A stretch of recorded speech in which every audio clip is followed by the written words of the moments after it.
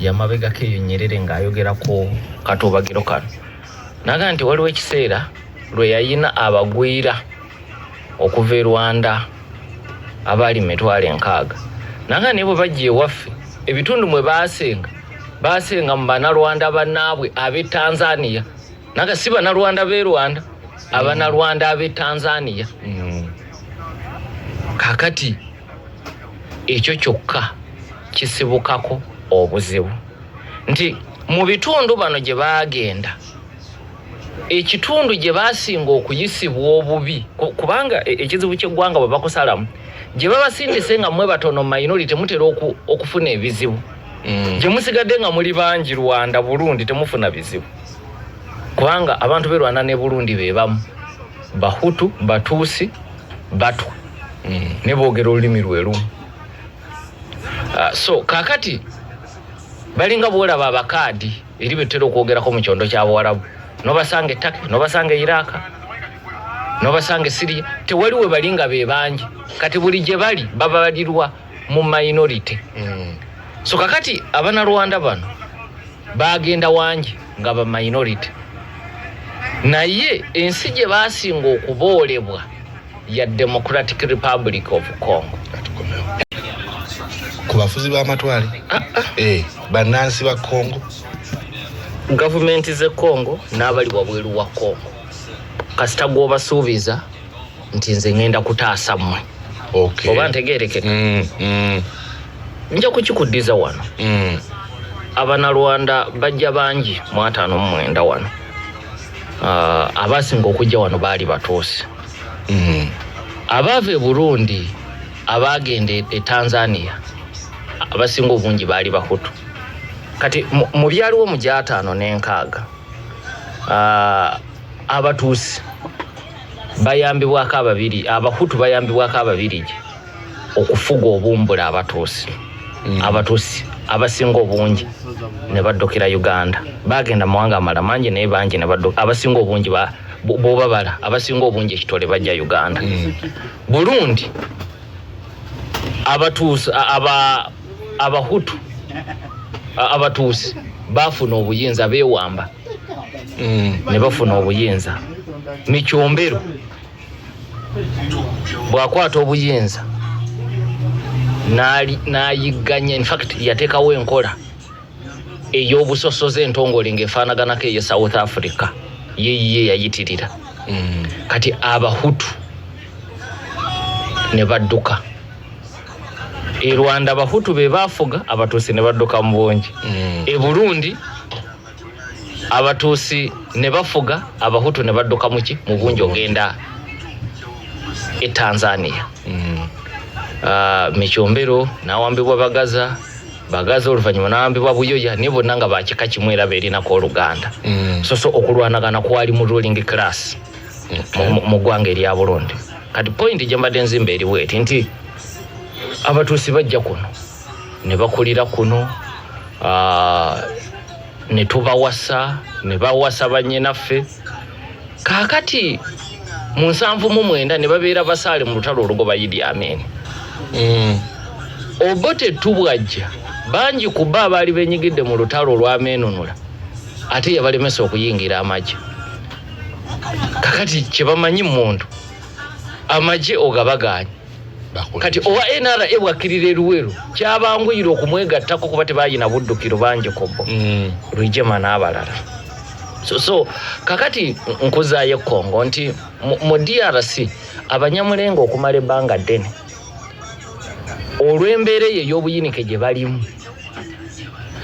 bangu okwegatta ku muntu omulala alina kyayagala okuggusa era entalo ezisinza okuba enkulu myaka 6 egiyise bukyabafuna bwetwaze zonna babadde kitundu kuzo jakuwa ekyokulabirako njogere ku ntalo 3 enkulu mu DRC olutalo olusooka olwa Simba Rebellion 63 okutuusa 65 mu lutalo olwo bebayita balumumbist abakkiririza mu ndowooza ya Patrice Lumumba jukira amaze okuttibwa ababirigi baggulawo olutalo ne bawamba n'ebitundu bingi by'obuvanjuba bwa Congo Kasavubu president ne Mobutu mu kukakkanya rebellion eyo Abanyamulenge bayamba gavumenti y'e Congo ng'ebasuubiza nti tugenda kwongera okubasitula okubasoosowaza mu nsi muno ng'abatuuze n'ebifo eby'enkizo mube nga temusosolwa kubanga kyandibanguyidde okuwagira balumumbisi abava gye bava okusinga bali abava e Kinshasa ne bano baabasuubiza olw'obuyinike buli bwenjogeddeko era ne bakikkiriza. Kakati mu ntalo endala ezaddako lwe bayita First Congo War 96-97 tulijjukira oluleeta omugenzi Laurent Desire Kabila, olutalo olulala 98-23 Second Congo War.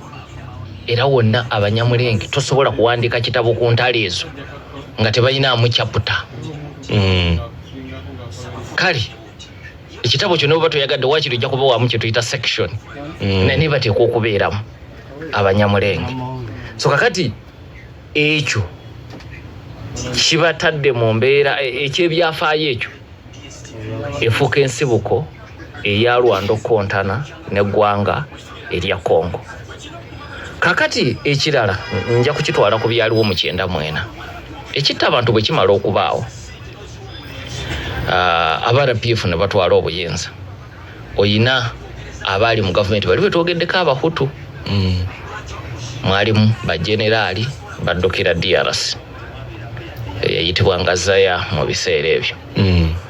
Oyina Interahamwe si basirikale ne bakijambiya abaali batambulira okumu ne gavumenti nabo ne baddukira eyo naye nooba n'abanoonyi b'obubudamu abaabulijjo nga Mpinga emmundu zikubye n'agamba kanzirukire South Sudan talina kakwate ku gavumenti ebaddeko naye olw'embeera kaneetegule kati walinayo abantu babiti bisatu.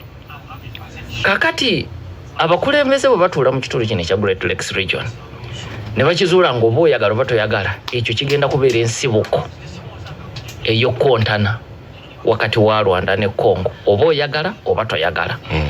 Era mu buufu obwo eyali president wa Kenya omugenzi Daniel Toroitich Arap Moi yayita olukuŋŋaana kati mu byafaayo olwakazibwako Nairobi 1 Summit. Nja kwogera ku Nairobi 2 ne Nairobi 3. Nairobi 1 Summit mu summit eyo n'ayitiramu abakulembeze ab'enjawulo. Wayinamu mukulembeze wa Uganda Yoweri Kaguta Museveni, wayinamu Frederick Chiruba owa Zambia, Bizimungu ku lwa Rwanda, Isaias Afwerki owa Eritrea, Benjamin Mkapa Tanzania, Meles Zenawi Ethiopia, wayina Ferdinand Oyono yali minister w'ensonga ez'amawanga amalala e Cameroon yakiikirira mukama we Paul Biya eyali ssentebe wa African Union. Mu lutuulo olwo Dr. Salim Ahmed Salim yali ssaabawandiisi wa OAU, yalimu eyali chief facilitator yali Mwaliam Julius Kambarage Nyerere. Olw'ensonga nti ensonga zino yazirimu okuva ku ntandikwa. Mu ntalo ziri ez'ameenunula ng'abaddugavu tugoba abafuzi b'amatwale. Nyerere yakolagana nnyo n'abalwanirira obwetwaze e Burundi n'abalwanirira obwetwaze mu ggwanga erya Congo. So ensonga zino yali azitegeera, so yali muyenga facilitator jukirawo yali amaze okuva ku bwa president. Summit eno etuula ennaku z'omwezi 5 November 1996 yayitibwa Nairobi 1. Bwe batuula ne bakkaanya nti ekyamazima kino kigenda kuba kizibu okutandika okukigonjoola tusale amagezi ag'okujja abanoonyi b'obubudamu. Jukira kitawa nti kigwa 94 kati tuli ku 96 kati tusobola okukomya abanoonyi b'obubudamu baba bataali mu byabufuzi bakomewo ewaabwe e Rwanda naye si mu buwaze abaagala okusigalayo mu baganda baabwe eri Abanyamulenge basobola okukola ki okusigalayo era ne bayisa ebiteeso ebiwerako. Nja kubikusomera bukolokolo wano mu kiwandiiko kya ensonga yali ya 7 n'ey'omunaana n'ey'omwenda yali ekwata ku ekyo nti taking cognizance of the plight of the refugees in Eastern Zaire, the regional summit called for the immediate setting up of safe corridors and temporary sanctuaries inside Zaire to facilitate humanitarian assistance and the repatriation of refugees. The summit called for the intensification of efforts towards voluntary repatriation of refugees to Rwanda. To enable the success of this effort, the summit called for the implementation of the long-standing decision to separate the intimidators and bona fide refugees. Nti okutekawo amakubo abantu bano abaagala okuddayo baddeyo. Naye ate ne bateeka n'essira ku kyokwawula ani ddala munoonyi wa budamu n'ani yenyigira mu kittabantu ne yeekukuma eno ng'ebyo byalina okuba bikulu. Ensonga ey'omwenda, the summit requested the UN Security Council to take urgent measures to ensure the establishment of the safe corridors and temporary sanctuaries by deploying a neutral force. Kakati Interahamwe n'abasirikale aba gavumenti abaddukirayo kino nga tekibakolera. Tekya neutral force. Ekyaba n'okuddayo kubanga babeerawo basobola okukozesebwa nga human shields n'ebirala. Kati bagamba tebaddayo era ne babagaana okuddayo. Nti tubalabe abeesolosa nti mwagala okudda e Rwanda. Kakati Nairobi ey'okubiri etuula December 16. Ndowooza olaba obwangu obuliwo olw'obukulu bw'ensonga. Luli twogedde ku nnaku z'omwezi 5 November 16 December olukuŋŋaana olulala lutuula ku luno baagattako ne Nelson Mandela ajje yeegatteko mu kkubirira ensonga eno mu lukuŋŋaana luno. Era ne Mobutu yayitibwa era n'asuubiza nti ssaawa minisita we Kengo yali ajja kujja. Ku ssaawa envanyuma Kengo n'ategeeza Ssentebe nti tajja kujja era ensonga emugaanya okujja bw'atunuulira bonna abatudde omwo baali bamwogera Luzungu nga bajja kuba ne kyekubiira. Beekobaanyi. Kakati n'agamba tajja kujja. Ekyaddako kyali ki? Ekyaddako yembeera okwongera okusajjuka. Bweyongera okusajjuka jjukira olwo n'abayekera ba Kabira banyenyeetidde. Mu kunyinyiitira bawagirwa Abanyamulenge kubanga Mobutu ensobi endala gy'akola mu kusoberwa kuno azize Nairobi ey'okubiri. Mu kugizira ate n'alangirira nti n'Abanyamulenge si bannakongo. Era ebigambo ebyo biwuliddeko ne munaku ezisembi n'omwaka oguwedde ne mu paalamenti y'e Congo. Mbaka omu yasirika n'agamba abo batutawanya sina bakungu. Ne balina n'abaka mu paalamenti yawa y'e Congo kuba ebyo ebitundu tosobola kuwangula nga toli bo. Beba bibeeramu. Muzungu gye yabasalira. Va ku bana abajja obuzi naye waliyo balinga ensalo z'abakwatira eyo. Kakati 26 ennaku z'omwezi 19 March bayita Nairobi ey'okusatu. Ensonga zikutte wansi na waggulu. Olwo ne Kabira asitudde enkundi. Kati emu ku nsobi ezaali mu Nairobi ey'okusatu Uganda ne Rwanda tebaayitibwa. Jjukira eri tubalabye mwebali wano tebayitiddwa. N'Abakabira abaali banyenyeetidde tebaayitibwa. Naye jjukira nga kaakati be bali ku kyoto. Embeera eyo tugijjukira kubanga awo tewali kubuusabuusa n'omusango gwatusinga mu kkooti y'ensi yonna International Court of Justice. So oyo bwino omukalu taliiko nakubaganya birowoozo n'ensimbi Uganda eri muzisasula. So kakati Uganda Rwanda n'Abakabira tebaliimu naye mufulumya ebiragiro balina obiteeka mu nkola. So Nairobi ey'okusatu kwali kumala nnyo biseera kubanga abakwatibwako ensonga tebaalimu ate nga n'ensolo kati ku kizigo bagiraba kweri nga Mobutu ayebye. Mangu ddala OAU efuba OAU ye South African Union gye tulina 26 March. Jjukira Nairobi ey'okusatu 19 March 97. 26 March 97 OAU batuule Togo. Era ku nsonga y'emu bo okwawukana ne Nairobi ey'okusatu ebiwayi bino ebiri mu kulwana bayita oludda olwa Kabira ne bayita n'oludda olwa Mobutu.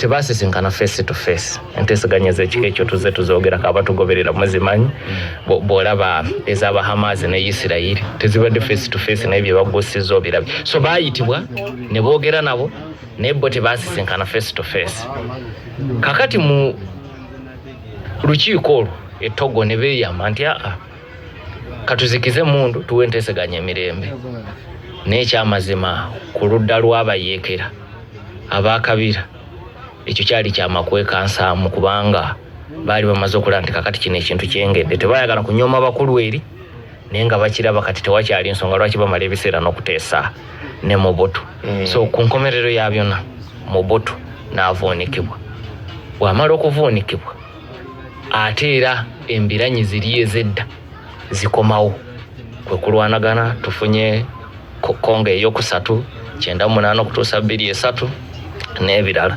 so okiteeka mu mitendera ebiri ekibuuzo kyo kyewabuuzizza ekivaako embiranyi eno yonna nti ekisooka ebyafaayo ekyokubiri era nakyo yinza okiteeka mu byafaayo naye nga byakumpi oluvannyuma lw'olutalo olwa 1994 n'ekitta abantu ekya 94 n'abantu abaddukira eri kakati ensi ezifaanagana bwe zityo ezikwataganye ng'abalongo abannamansasana bwe ziba za kutebenkera enkolagano erina okubeeramu okwegendereza n'okusiŋŋanamu ekitiibwa ekibuze wano okumala ebbanga ddene kubanga tosobola kubikyusa kati kubanga ne mu OAU gye bayita OAU charter kyalimu ekya inviolability of colonial borders ne mu constitutive act etondawo African Union era mulimu ennyingo eya inviolability of colonial borders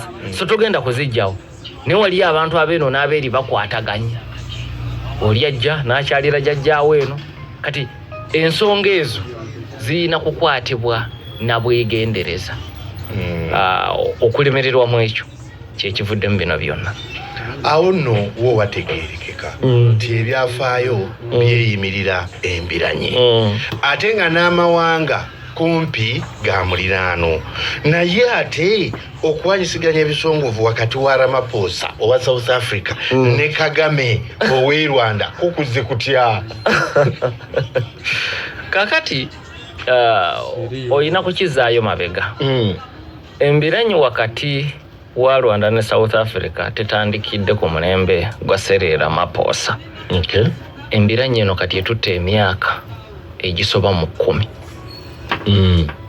kakati ndowooza ekiseera kye tulimu oyinza kukiyita kya ntikko bitandikira mabega eri ojjukira nti gavumenti y'e Rwanda bw'etabuka n'abamu ku basirikale baayo ab'amaanyi omuli Colonel Patrick Karegeya yaliko Ssaabakessi w'e Rwanda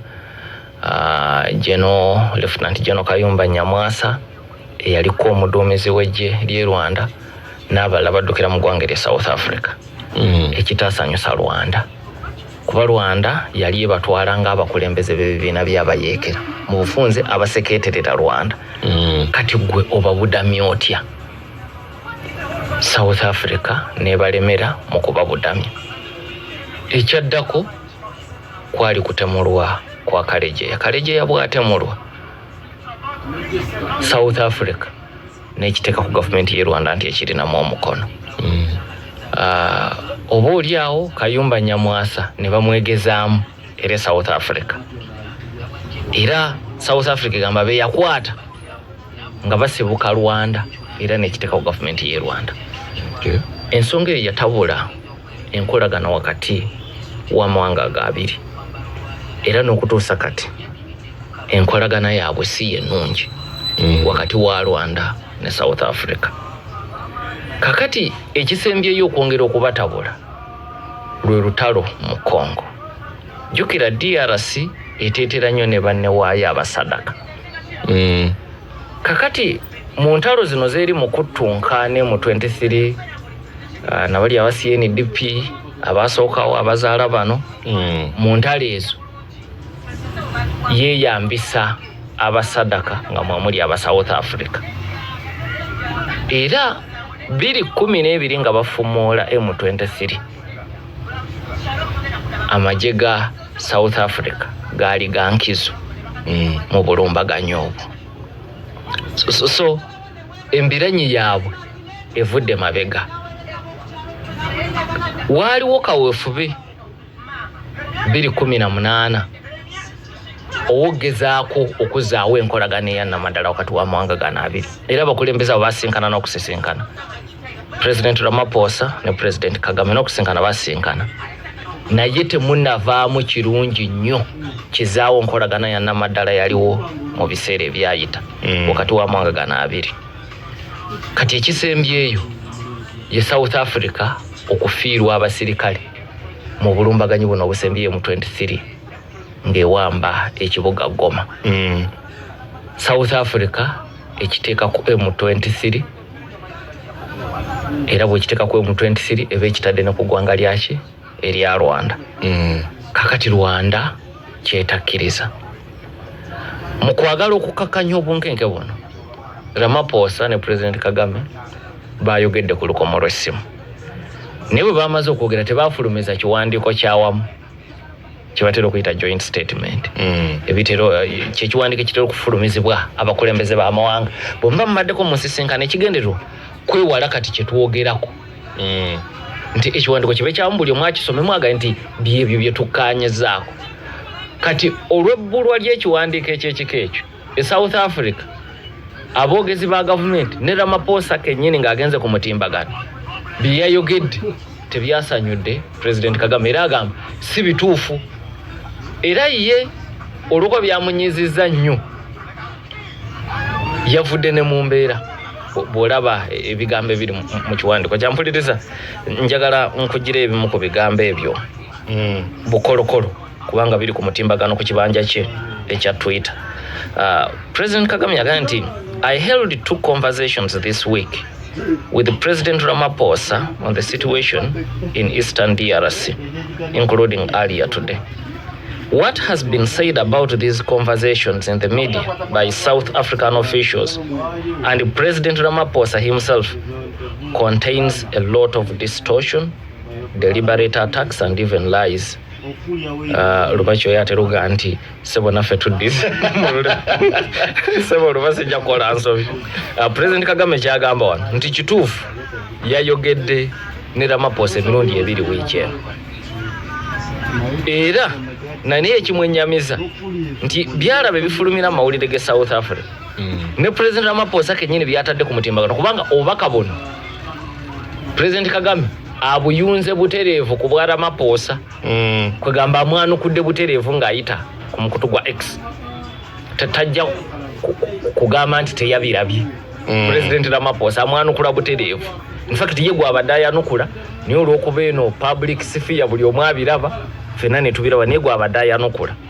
Nanga nti ekimwenyamiza nti ebyogerwa Ramaphosa ne mu mawulire South Africa mulimu okuvoola deliberate attacks, mulimu okukyusakyusa ebintu nga bwe byabadde, naye nawunzikaga nti mulimu n'ebirimbo byennyini. Kati ebigambo eby'ekika ekyo oli bw'aba abikozesa ku mukulembeze munne mu diplomasi omanya nti yanyiigidde ddala, si musanyufu n'akamu. Nanga nti if words can change so much from a conversation to a public statement, it says a lot about how these very important issues are being managed. Tebiga bisobola okukyukakyuka bwe biti kikulaga okusoomoozebwa okuliwo mu kugonjoola ensonga eziri mu ddiiro olwaleero. Naga nti a few important clarifications for the record. Waliwo bye twetaaga okusooka okutereeza ayanukula byalabye mawulire ge South Africa ne mu kiwandiiko kya Ramaphosa. Ekisooka naga nti the Rwanda Defense Force is an army, not a militia. Amawulire agamu gabadde gawandika ku ggye lya Rwanda ng'akabinja kamukwata mundu, ekyo agamba kasooka akitangaaza akitereeze. Ekiddako naga nti SAMI DRC is not a peacekeeping force and it has no place in this situation. It was authorized by SADC as a belligerent force engaging in offensive combat operations to help the DRC government fight against its own people, working alongside genocidal armed groups like FDLR, which target Rwanda while also threatening to take the war to Rwanda itself. Kati wana bada yanukura Ramaphosa yennyini kubanga mu kiwandiiko kye Sami DRC lyejje lyateekebwawo SADC mukago gwa SADC okutebenkeza emirembe mu ggwanga lino erya Congo. Kati era abasirikale ba South Africa omwo mwe bayitira tebajja ku lwabwe nga ba South Africa okujja mu ggwanga lino erya Democratic Republic of Congo. Kakati ye awakanya ekya Ramaphosa ganti ejje eryo omuli amagye ga South Africa mbuli ajja kuuma mirembe. Agamba ekyo si kituufu. Naga nti ejje lya SADC alitwalanga bamukwata mundu abeereeta okuyambako gavumenti ya DRC okulwanyisa bannansi baayo. Okay.